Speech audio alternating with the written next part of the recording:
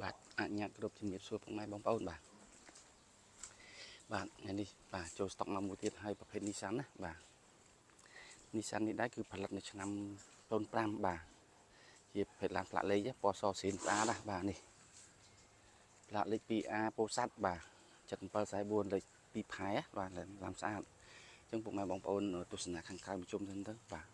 ឡានទុំកាត់មកថ្មីក្តៅទេបាទនេះជំនាញឆ្វេងស្ដាំបាទហើយពុកម៉ែបងប្អូនចង់មើលម្ដងសិនបាទពុកម៉ែបងប្អូនធ្វើការឆាតមកបាទនេះជាងទ្វារឡាននេះគឺនៅស្អាតបាទនៅថ្មីបាទនេះបំពាក់ស្រោមពុកហើយស្អាតដូចជាសាច់អស់ហើយបាទអញ្ចឹងពុកម៉ែបងប្អូនតាមដានទស្សនាវីដេអូតាមហ្នឹងទៅបាទពុកម៉ែបងប្អូនចង់ឃើញរូបភាពផ្ទាល់បាទពុកម៉ែបងប្អូនឆាតមកបាទជាងទ្វារបាទ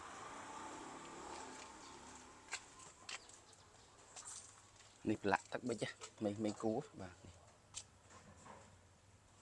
ហើយពុកម៉ែបងប្អូនបាទទាំងទិញដាច់ក៏បានចង់បងរំលោះក៏បានដែរបាទហើយចំណេះសបកកង់គឺនៅប្រឡាក់ជ្រៅបាទហើយសាច់ដៃធានាជូនអត់មានពុកច្រេះទេបាទនេះ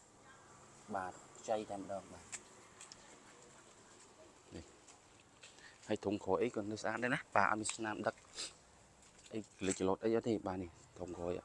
នៅស្អាតភ្លឹងតែម្ដងបាទអានេះអត់កាប់តាពុកម៉ែបងប្អូនណាបាទអត់កាប់តាទេបើចង់បានកាប់តាមានបាទ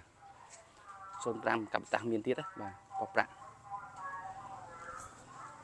នោះកាប់តាខាងក្រោយនោះខាងក្រោយនោះកាប់តានេះ05បាទ05នេះកាប់តាបាទប្រភេទម៉ុងដ្រូសិនសុទ្ធបាទនេះ407 98ឆ្នាំ98បាទនេះ98 CRV 02 CRV 02បាទនេះ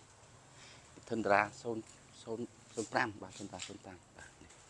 អញ្ចឹងពុកម៉ែបងប្អូនកុំភ្លេចជួយ like ជួយ share ផងណាបាទជាចុងក្រោយនេះអរគុណនិងជំរាបលា